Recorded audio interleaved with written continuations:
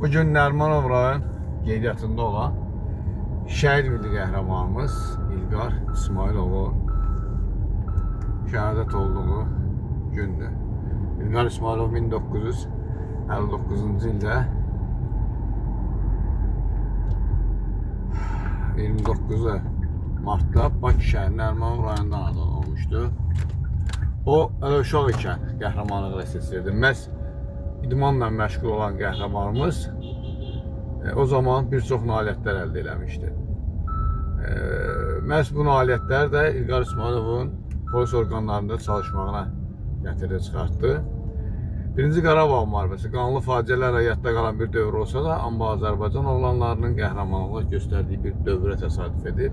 İlqar da bir polis əməkdaşı kimi döyüşlərə qatıldı və müharibənin ən qaynar nöqtəsində xidmət elədi. Məhz Laçın koridoru uğrunda gedən döyüşlərdə qəhrəmanımız qəhrəmancasına şəhid oldu.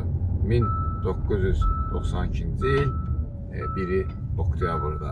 Biz də Milli Qəhrəmanlar Təşkilatı olaraq qəhrəmanımızın ailəsinə başsağlığı veririk. Vətən qəhrəmanları təşkilatı olaraq qəhrəmanımızın ailəsinə başsağlığı veririk.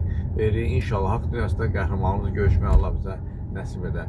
Əvvəldə qeyd elədim, qəhrəmanımız Nərimanov rayon qeydiyyatında olan bir qəhrəmanımızdır və bu günlərdə bizim Nərimanov rayonunda olan ofisimizdə əlimizdən aldıqlarına görə biz qəhrəmanımızın təbliğatını, tədbirini keçirdə bilmirik. Görürsən Nərimanov rayonunda hansısa bir qrup qəhrəmanımızın ailəsini ziyarət edib, ümumiyyətlə bilirlərmi bu günləri İlqar İsmailovun şəhadət olduğu gündür? Nə olardı ki, ofisimizə yığışıb 5 İlqar İsmailovun dostu, 5 ailə üzvləri, 5 bizim təşkilatın üzvləri, bir 15-20 nəfər yığıb qəhrəmanımızın təbliğatına aparardıq, qəhrəmanımızın xatirəsini yad eləyərdik.